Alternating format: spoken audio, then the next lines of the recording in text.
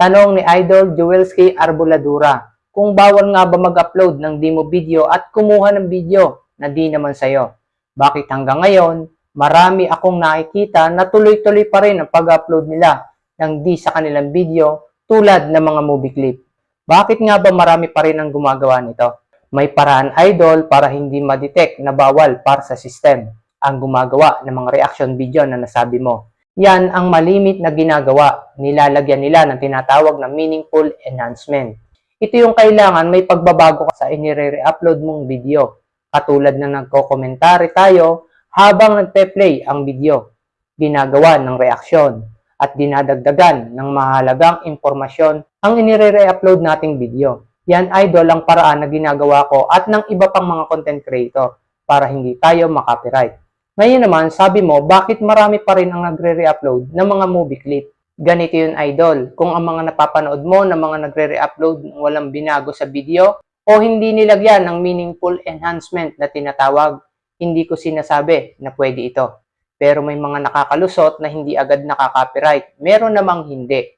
Kaya marami dito sa social media ang nakakaranas sumahod kahit hindi sariling gawa ang video. Pero yung ginagawa nila ay hindi safe. Kasi hindi natin alam kung kailan mapapansin ng platform na copyright yan. Example ko ito kay BMax TV. Ang daming gumaya ng kanilang page. Advice ko, Idol, wag mong gagawin yung ginawa ng ibang kunwari content creator na yan. Na pati name ng totoong nagmamay-ari ng video ay kinuha na. Pati video, kinuha din. Gawain kasi yan ng mga mapanlamang na tao. Bukod kasi sa hindi safe ang mag-re-upload ng ibang video ng walang meaningful enhancement, mali din yan sa paningin ng ibang tao kasi pinaghirapan nila gawin ang isang content. Tapos, i-re-upload lang ng basta-basta nang wala man lang naidagdag na magpapakita ng anumang mahalagang pagbabago sa video. At paalaala ko, Idol, na kahit marami ang gumagawa ng mga re-upload video, may nakakalusot, mayroong hindi. Paano kung hindi ka makalusot? Di violation lang ang makukuha mo. Doon ka na sa sigurado na safe.